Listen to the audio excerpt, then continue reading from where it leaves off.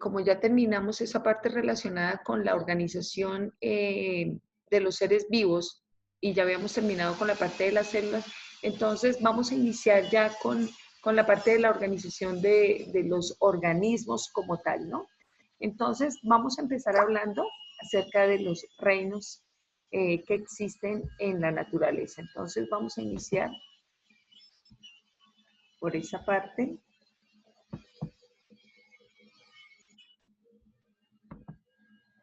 Bien, vamos a empezar entonces hablando de los reinos de la naturaleza. En ese caso vamos a iniciar hablando del primer reino, que es el reino monera. Cuando hablamos nosotros del reino monera, aquí vamos a decir que los seres vivos que pertenecen a este reino generalmente se caracterizan por tener células procariotas, es decir, son células sin núcleo, ¿no?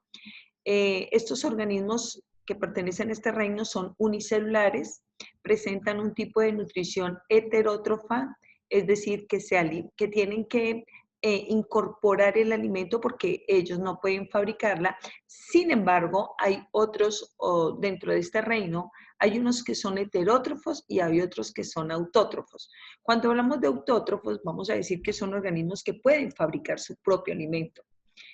Estos seres vivos de este reino pueden estar solos, es decir, pueden vivir como una célula o pueden vivir formando colonias.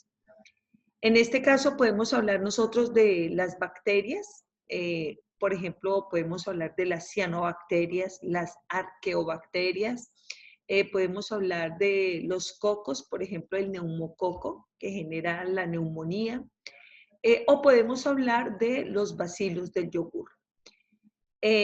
Cuando hablamos del reino protista, vamos a decir que los representantes del reino protista generalmente tienen células eucariotas, es decir, que presentan un núcleo.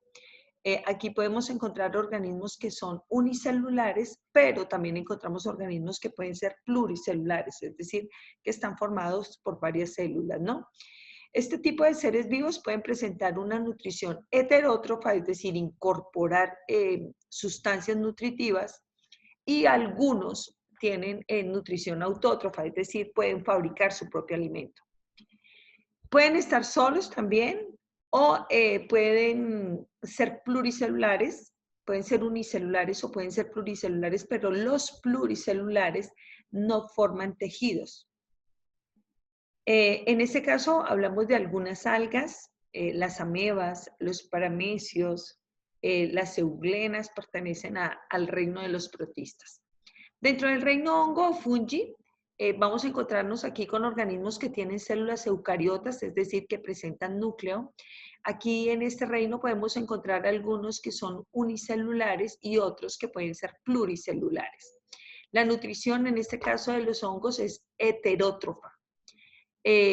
Algunos de los que son pluricelulares no presentan tejidos, ¿no? Dentro del reino de los hongos encontramos nosotros a las levaduras, la levadura que se utiliza, por ejemplo, en la elaboración del pan, en la elaboración de la cerveza como tal, o podemos encontrar las setas. Las setas son esos hongos que tienen la forma como de sombrilla, y podemos encontrar dentro de este grupo también a los champiñones. O también podemos encontrar a los mohos, el moho del pan, o los mohos que generalmente crecen cuando hay algún tipo de humedad, ¿no?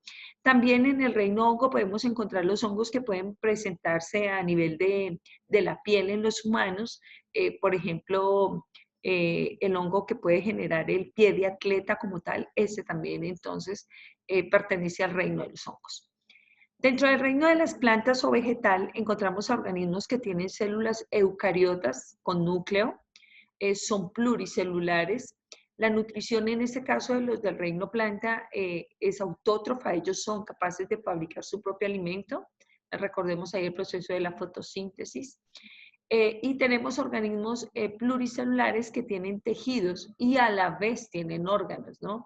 Entonces recordemos, por ejemplo, lo que son sus raíces, sus tallos, sus frutos como tal. Entonces aquí dentro del reino planta podemos encontrar los árboles que presentan el tallo como tal, o podemos encontrar algunos musgos también dentro de este reino planta, ¿no? También encontramos a las plantas tipo cactus, que conocemos que son de las zonas desérticas. Y en el reino animal encontramos a organismos que tienen células eucariotas, es decir, células que presentan núcleo. Hablamos de organismos pluricelulares con una nutrición netamente heterótrofa. Aquí en este caso, estos organismos pluricelulares forman tejidos y los tejidos forman órganos y los órganos pueden llegar a formar lo que nosotros conocemos como sistemas, ¿no? Entonces recordemos, por ejemplo, el corazón, las venas, las arterias, cada una de esas son órganos, pero cuando están en conjunto forman el sistema que es el sistema circulatorio como tal.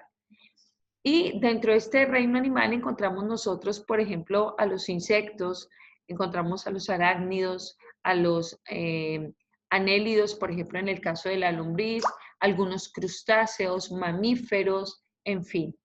Aquí encontramos entonces, estos serían los 5 reinos de la naturaleza. No olviden que aquí vamos a hablar más adelante en torno a lo que son los virus, y los virus no pertenecen a ningún reino de la naturaleza, porque cuando uno habla de los virus no son seres vivos, es decir, los virus no tienen células, por tanto no están aquí dentro de ningún reino de la naturaleza. Bien, bueno. ¿Profe?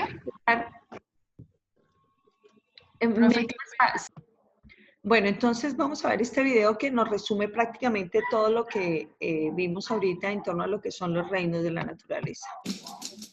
Para entenderlo de forma sencilla, podemos decir que los reinos en los que se agrupan los seres vivos son un sistema de clasificación taxonómica de la vida que habita en nuestro planeta.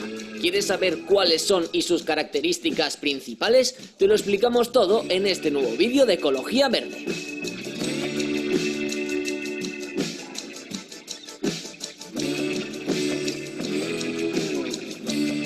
1. Reino vegetal. Empezaremos por el reino Plantae o vegetal. Este grupo taxonómico está formado por todas las plantas, como los pinos, los robles, los tulipanes, las palmeras o el banano.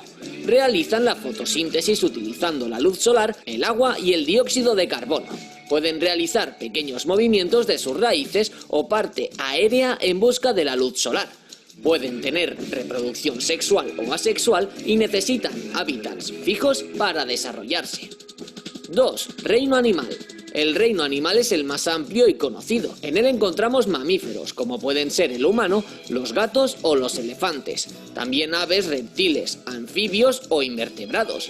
Existen más de 1,5 millones de especies, cada una con estilos de alimentación distintos, y hablemos de animales carnívoros, herbívoros u omnívoros, entre muchos otros. También pueden tener reproducción sexual o asexual. Respiran oxígeno y eliminan dióxido de carbono. Antes de continuar, no olvides suscribirte a Ecología Verde para saberlo todo sobre educación ambiental, animales salvajes o estilo de vida sostenible. Compartimos contenido semanalmente. 3. Reino fungi. El reino fungi también se conoce como el reino de los hongos y levaduras.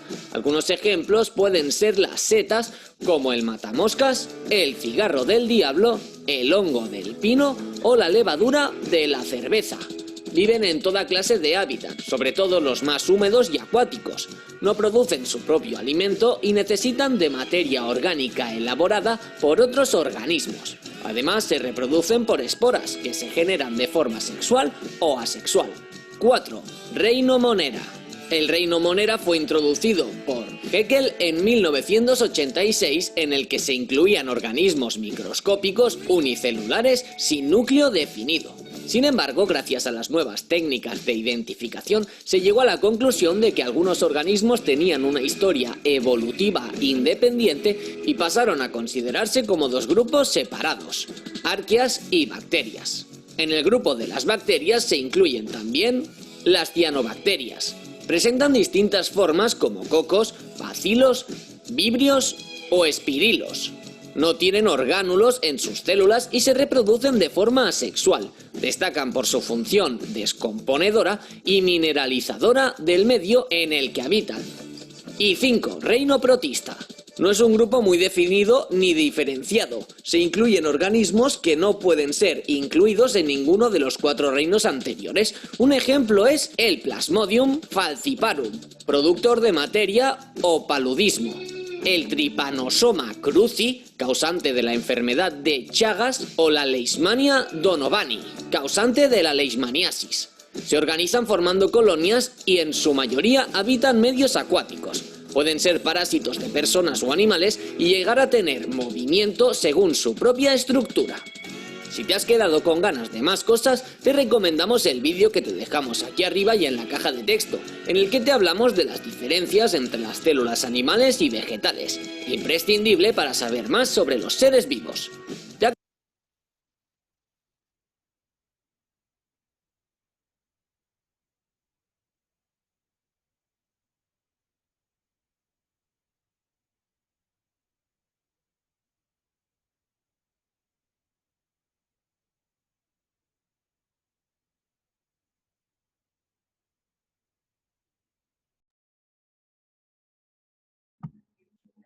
Bueno, aquí entonces hacemos ese es un pequeño resumen en torno a lo que son los reinos de la naturaleza. Y ahora vamos a centrarnos en estos 3 primeros, ¿no? Vamos a hablar entonces en torno a la parte de los microorganismos como tal. Entonces, dentro de esos, nos vamos a centrar en estos 3 reinos, pero además de esos 3 reinos, vamos nosotros a involucrar a la parte de los virus, ¿no? Entonces, vamos a empezar con el tema de los microorganismos y aquí podemos decir que tenemos unos que son celulares, es decir, que están formados por células y otro que no tiene células. Muy bien. Dentro de estos que son celulares encontramos a los procariotas, es decir, organismos que tienen células, pero sus células no poseen núcleo. Dentro de estos procariotas encontramos a las bacterias. Las bacterias se pueden presentar de diferentes formas, ¿no? Encontramos a los cocos, por ejemplo, el neumococo. Encontramos, bueno, el neumococo es el que produce la neumonía. Algunos bacilos, dentro de los bacilos podemos encontrar unos que son, por ejemplo, los bacilos que se utilizan para fabricar el yogur, pero también hay unos bacilos que son de tipo dañinos, o sea, son perjudiciales para los humanos, y es, por ejemplo, el bacilo de Koch, que es el que produce la tuberculosis, ¿no? Hay otros que son los espirilos, se les llama espirilos porque tienen esa forma como una espiral, o los vibriones que tienen una forma de medio anillo como tal. Entonces, estos son algunas de los organismos que pertenecen al reino Monera y que son procariotas. También encontramos a los que presentan células eucariotas, es decir, células que poseen núcleo. Dentro de este grupo encontramos nosotros a los protistas. Dentro de los protistas hablamos, por ejemplo, de algunas algas, algunos protozoarios como son las euglenas, las amebas o los paramecios. Y también encontramos a los del reino fungi, que son los hongos. Pueden ser como los champiñones o pueden ser los hongos que, por ejemplo, le aparecen en las zonas campestres o en las zonas húmedas o en los troncos viejos, que la madera que empieza a descomponerse. También encontramos los mohos, el moho, por ejemplo, del pan, algunos hongos también que podemos nosotros ver que le crece a las frutas cuando entran en proceso de descomposición. O las levaduras que ya habíamos hablado, que son las que se utilizan, por ejemplo, en la fabricación del pan, en la elaboración de cerveza, en fin, ¿no? Y dentro de los microorganismos acelulares, es decir, que no tienen células como tal, vamos nosotros a hablar acerca de lo que son los virus. Dentro de los virus, tenemos que recordar que el virus, aunque no tiene células, tiene una característica muy especial y es que ellos poseen ácidos nucleicos, es decir, hay virus que pueden presentar ADN o hay virus que pueden presentar ARN, pero no son seres vivos. Es decir, un virus solo no puede reproducirse, necesita estar en contacto con una célula para poder realizar ese proceso de reproducción, llamémoslo de esa manera, ¿no? Entonces, para para eso necesita o requiere de una célula como tal. Si hablamos nosotros de los virus los podemos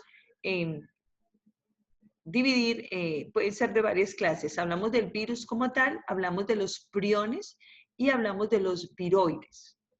Bien, bueno, entonces, si hablamos a nivel general de los microorganismos, ¿qué podemos decir a nivel general? Primero que todo, cuando uno oye hablar de microorganismos, generalmente piensa en que son dañinos, pero todos los microorganismos no son patógenos como tal. Hay unos que son benéficos para nosotros como seres humanos o para los seres vivos como tal. Hay unos que son perjudiciales y hay otros que son benéficos.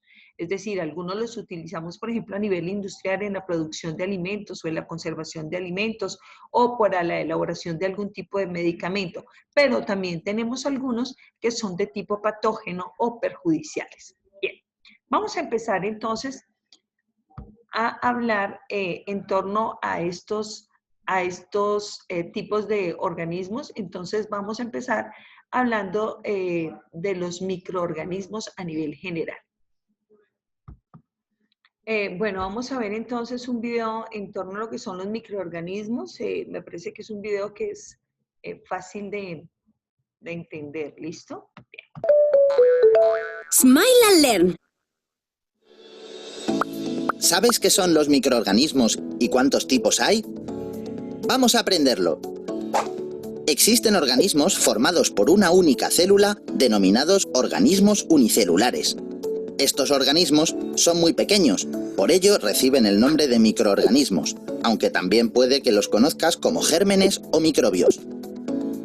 Para observar a los microorganismos necesitamos instrumentos específicos como los microscopios. Los microorganismos pueden tener muchos tamaños y formas.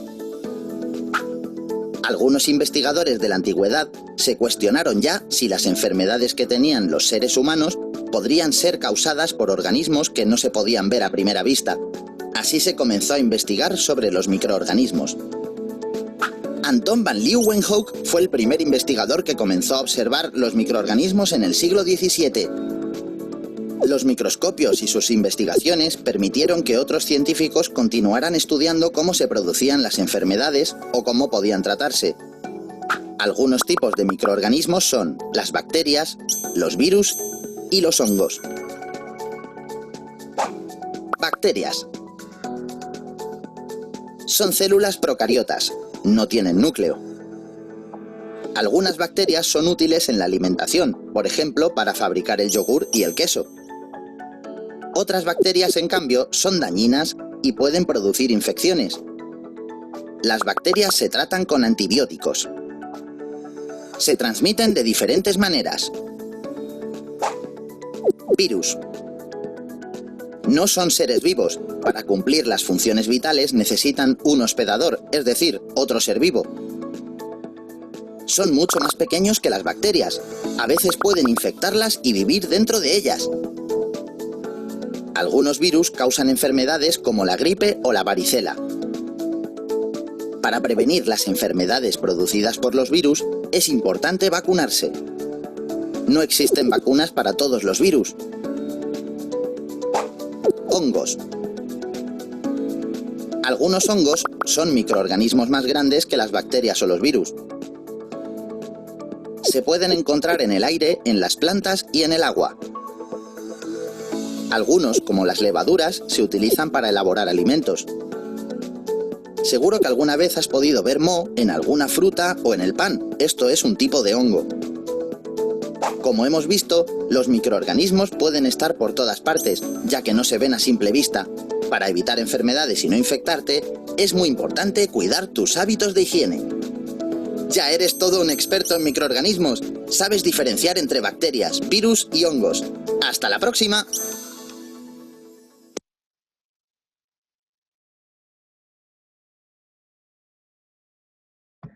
Bien, esto es lo relacionado entonces con lo que son los microorganismos, ¿no?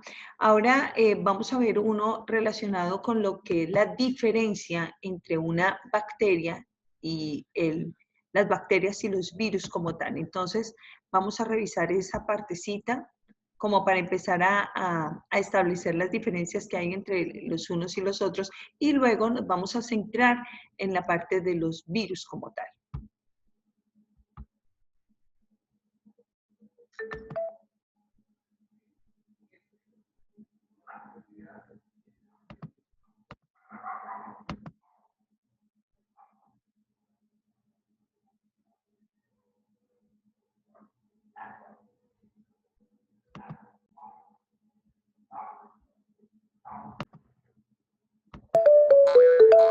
Smile and Learn. Hola, este equipo está investigando los virus y las bacterias. ¿Les ayudas a identificar las similitudes y diferencias entre ambos? Empezaremos por un punto en común. Tanto los virus como las bacterias pueden causar enfermedades. Las bacterias y los virus que provocan enfermedades se llaman patógenos. Estos patógenos pueden producir enfermedades como la gastroenteritis. ¿Alguna vez has tenido alguna? Espero que pocas, porque no se pasa nada bien. Primera similitud que apuntamos. Las bacterias y los virus pueden producir enfermedades.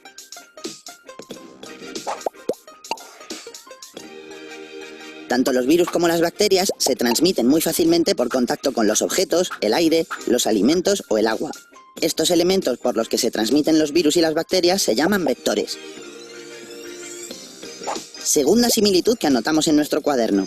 Las bacterias y los virus se transmiten por diferentes vectores.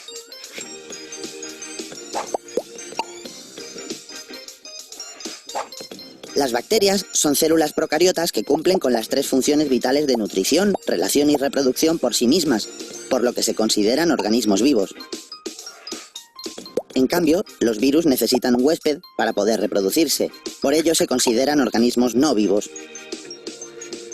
Apuntaremos la primera diferencia. Las bacterias son organismos vivos y los virus son organismos no vivos.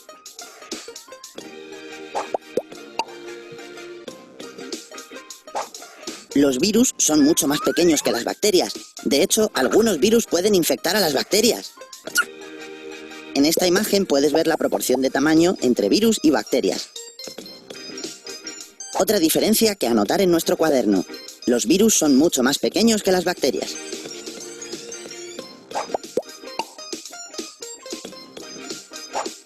Si comparamos la estructura de un virus con una bacteria, encontramos varias diferencias. Los virus no tienen orgánulos y las bacterias sí. Los virus tienen el material genético dentro de una cápside y las bacterias libre en el citoplasma. Las bacterias tienen flagelo y los virus no. Algunos virus pueden tener cubiertas y las bacterias están rodeadas por una membrana celular. Otra diferencia que anotar, la estructura.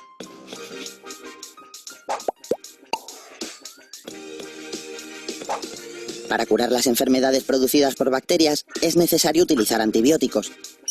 Sin embargo, el mejor instrumento para combatir las enfermedades producidas por los virus son las vacunas. Las vacunas ayudan a prevenir las enfermedades producidas por los virus. La última diferencia que anotaremos es tratamientos médicos de las enfermedades. Como ves, los dos organismos microscópicos tienen muchas diferencias y algunas similitudes entre sí. Como similitudes encontramos que las bacterias y los virus pueden producir enfermedades y que se transmiten por diferentes vectores. Por otra parte, difieren en que las bacterias son organismos vivos y los virus son organismos no vivos. Los virus son mucho más pequeños que las bacterias. Sus estructuras son diferentes. Las enfermedades que producen se curan con tratamientos médicos diferentes. Esto es todo por hoy. ¿Has visto qué completo ha quedado nuestro cuaderno de investigación? Te esperamos en próximas investigaciones.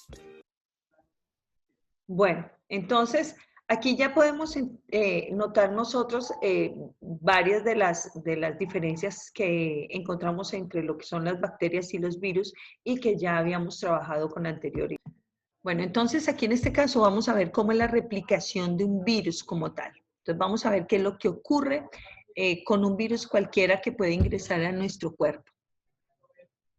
Entonces, ¿cómo es ese tipo de replicación que ocurre? Aquí está la partícula del virus con su envoltura, proteínas y genoma. Voy a detener aquí un momentico para poderles explicar esta primera parte donde hablamos de las características. Con su envoltura, Bien. Cada uno de estos es un virus. Y aquí en la parte interna, el virus está, todos los virus tienen formas diferentes. ¿Listo? En este caso, hablamos de que están protegidos por una cápside y dentro de la cápside encontramos esto que puede ser el material genético. Puede ser o ADN en algunos casos y hay otros virus que son que lo que contienen es ARN, entonces depende, hay unos que contienen como material genético el ADN y hay otros que contienen como material genético el ARN. Proteínas y genoma, y verán esto representado dentro de una pipeta. Se va a colocar una gota en una placa de Petri que contiene células humanas susceptibles a la infección. Bien, entonces esto que está aquí es el virus como tal. Y ahorita vamos a ver las células humanas que van a ser atacadas por ese virus. Esas serían las células. Esta es la ampliación de una sola célula. Mantengan la vista aquí. Estos son los receptores de la superficie celular. Aquí está la partícula del virus que se va a unir.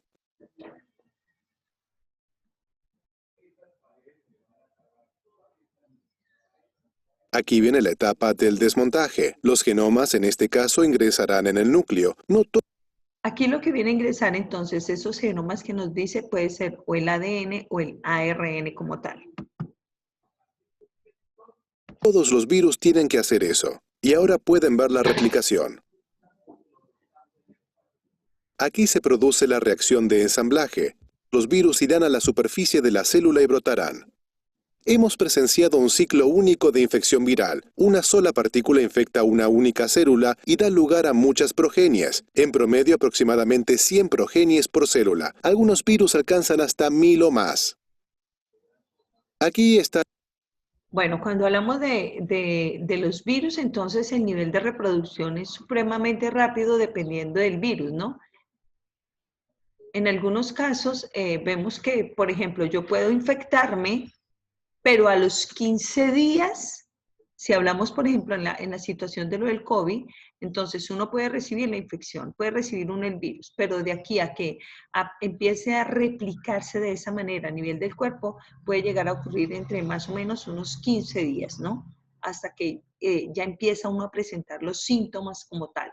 Entonces, una cosa es el momento en que uno recibe la infección y otra cosa es cuando ya tengo la replicación a nivel de mi cuerpo y empiezo a presentar los síntomas como tal. Bien, bueno, vamos a ver un video relacionado con lo que son los tipos de virus que hay y algunas características que estos presentan, ¿no? Y algunas enfermedades que pueden generarse a partir de los virus. En estas últimas semanas nos hemos cansado, nos hemos saturado de escuchar la palabra virus. Hemos podido escucharla varios miles de veces, ¿verdad? Y no es que fuera una palabra desconocida hasta el momento para nosotros. Quien más o quien menos conoce media docena de virus como el de la gripe, el VIH, el virus del ébola e incluso, a lo mejor, hay quien conoce algún virus vegetal como el del mosaico del tabaco. Pero, ¿son iguales todos los virus? ¿Es igual un coronavirus que un retrovirus? Quédate, que te vamos a contar cómo se clasifican los virus. Y te vamos a hablar también de unos virus que seguramente no conocías, los virus gigantes.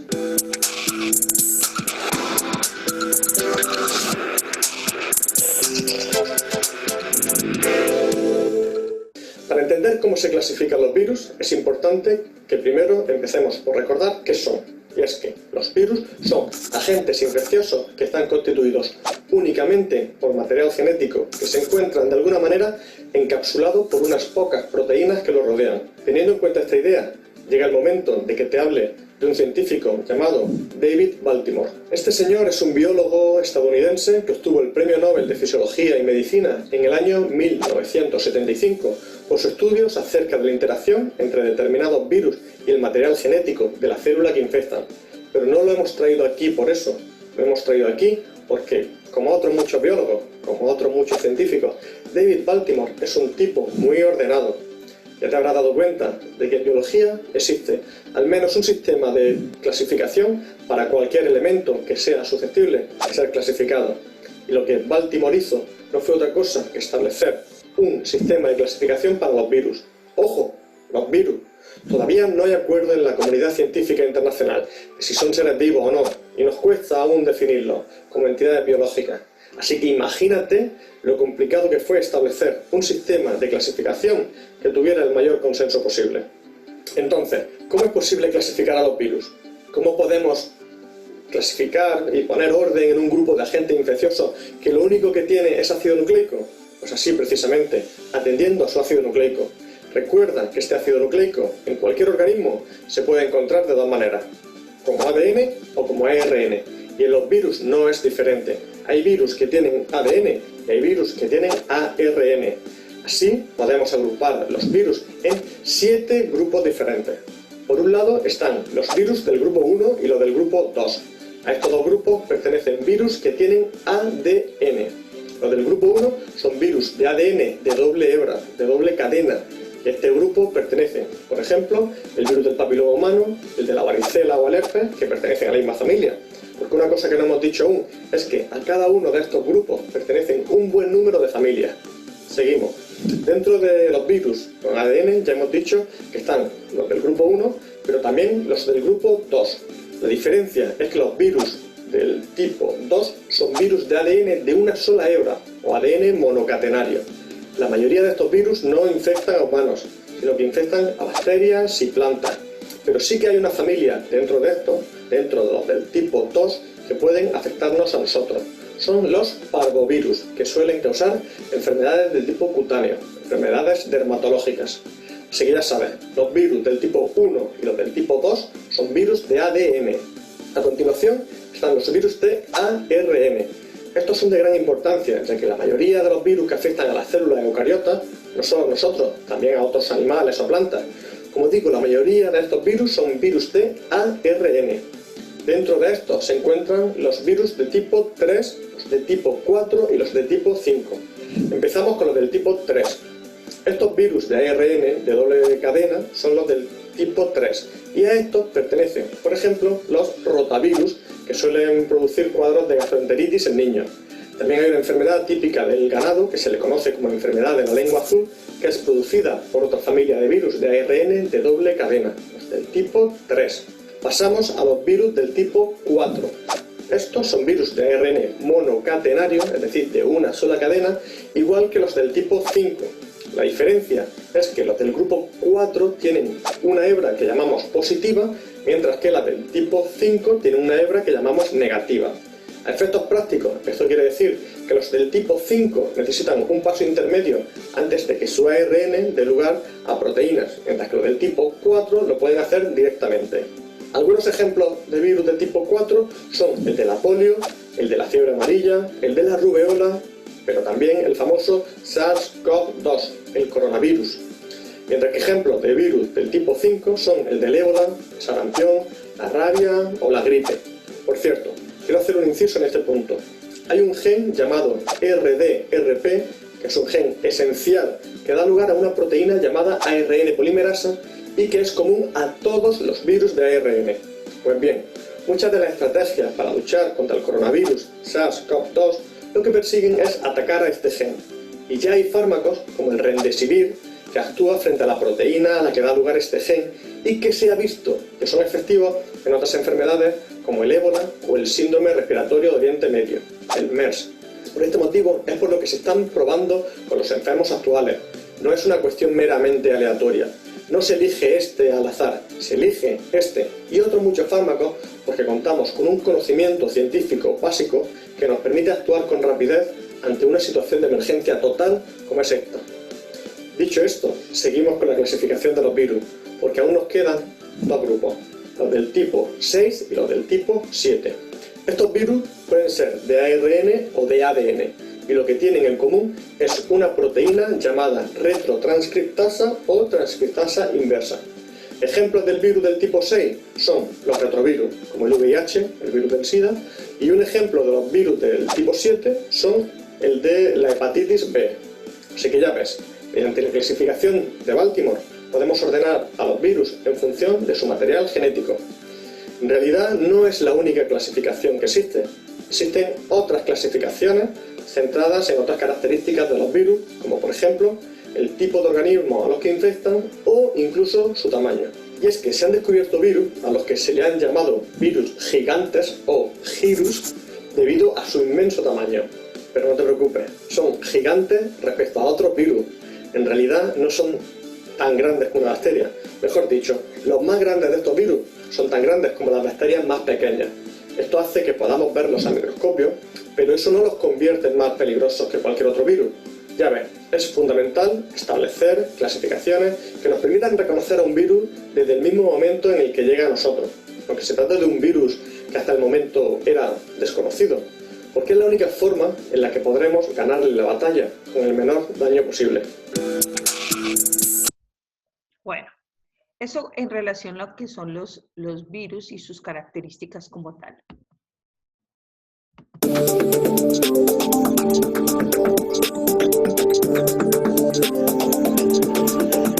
El COVID-19 se refiere a la enfermedad producida por el coronavirus. El coronavirus que se diagnosticó recientemente en China, de aparición reciente, y ese virus, el virus realmente se llama SARS-CoV-1. ¿Ya? Y el COVID-19 es la enfermedad que está produciendo este virus en la población china. La forma de contagio es muy similar a otros virus respiratorios, ¿de acuerdo? Muy importante, que es básicamente la transmisión a través de gotitas, transmisión persona a persona. Se ha visto que el índice de transmisibilidad del virus, o sea, que una persona que esté contagiada pueda transmitir a otras personas, es aproximadamente un promedio de 2 personas. O sea, una persona contagiada, 2 a 3 personas puede contagiar. Lo más importante en orden de frecuencia, primero la fiebre. En el 98% de los casos, los pacientes que se presentan a los centros hospitalarios tienen fiebre sobre 37.5 grados Celsius. En segundo lugar, es la tos seca, la sensación de adinamia, de dolores musculares, de sentirse muy mal. En un principio, el grado de letalidad y la mortalidad, que son 2 parámetros diferentes de medición, parecían que eran bastante elevados, pero esos fueron con los primeros datos que se obtuvieron en diciembre del año 2019. Ya en enero, la evidencia nos está mostrando que efectivamente las personas, sí es verdad que se pueden infectar en un número mucho mayor, pero el grado de mortalidad y de letalidad del virus es bastante más baja. La verdad es que el coronavirus en particular, además, afecta especialmente o con mayor severidad a las personas mayores de 65 años y a todos aquellos que tienen una condición de menoscabo inmunológico. Definitivamente lo que se ha demostrado más efectivo, y yo creo que lo más importante destacar, es el lavado frecuente de manos, el aseo, la higiene de manos, porque este virus es capaz de sobrevivir en superficies planas e inertes por espacio de hasta 9 días.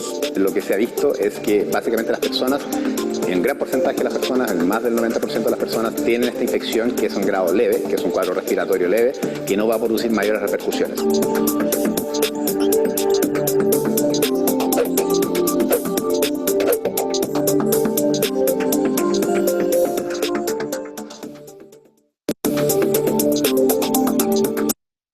Bueno, entonces aquí ya encontramos nosotros las características del coronavirus y la sintomatología que normalmente puede llegar a sentir un paciente que ha sido contagiado. Igual la forma de contagio, ¿no? Entonces, esa parte de las pequeñas goticas que pueden caer en el momento en que uno está hablando, en el momento en que uno tose, en el momento en que uno estornuda, que es lo que normalmente puede llegar a ocurrir. Por esa razón es lo importante del uso del tapabocas, por esas razones que continuamente nos están diciendo acerca del uso del tapabocas. Bueno, para recordar entonces, no olvidemos que el virus que genera la enfermedad es el COVID-19, así se llama la enfermedad, pero el virus que lo genera es el SARS-CoV-2. ¿Listo? Este es el virus. Y esta es más o menos la morfología que tiene este tipo de virus.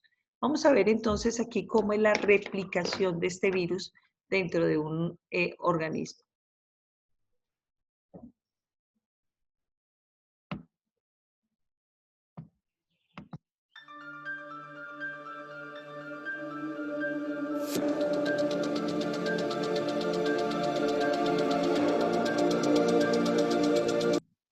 Bueno, inicialmente vamos a ver el tipo de morfología que presenta. Entonces aquí tenemos la parte interna donde está todo el material genético. En este caso hablamos de una ARN.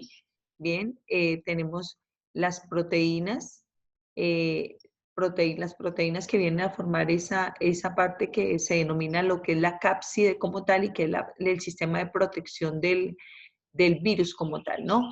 Y aquí encontramos esta parte que es la glicoproteína, que es la que va a permitir como el ensamble directo del virus con la célula como tal.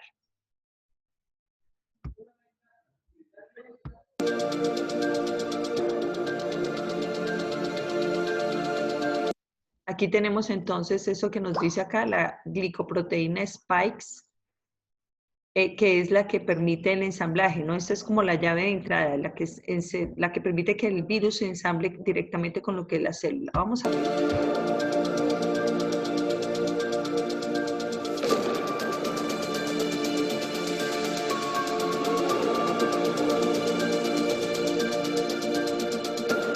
Esta forma como viaja a través de la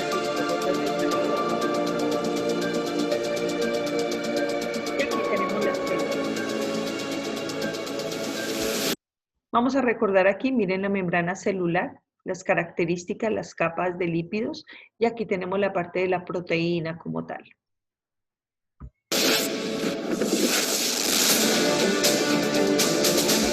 Vean el punto que es el ensamble, lo que es la llave prácticamente que va a permitir la entrada de todo lo que es el material genético del virus a la célula, ¿no? Entonces, este es el punto de entrada.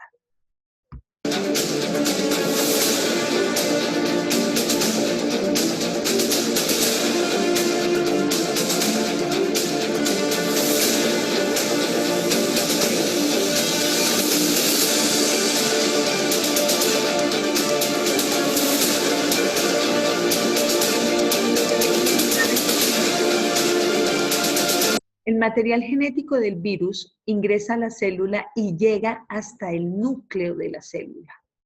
Vamos a revisar aquí cómo.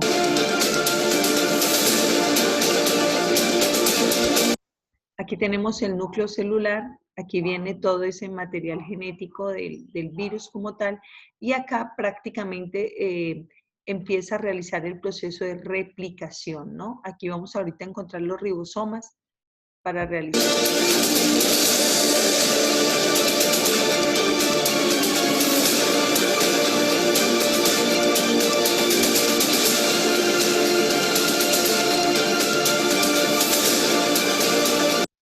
Aquí tenemos la replicación del ARN viral y las proteínas que empiezan a generar los ribosomas para proteger a todo este material genético del virus.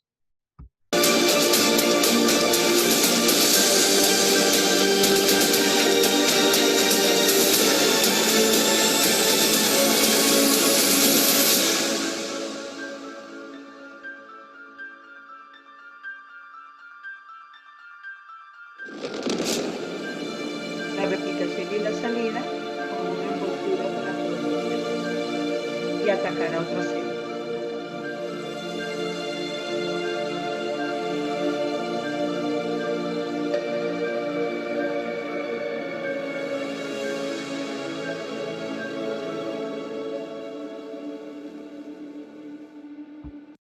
Bien, entonces esta es la forma como viene a replicarse normalmente un virus o el virus del SARS-CoV-2, que es el virus que genera el COVID-19, ¿no? Entonces esta es la forma clara y detallada de cómo es la replicación de él dentro de una célula. Entonces, no olvidemos que este proceso generalmente puede durar 14 días, 15 días, y ahí es cuando ya uno puede empezar a presentar los síntomas, ¿no?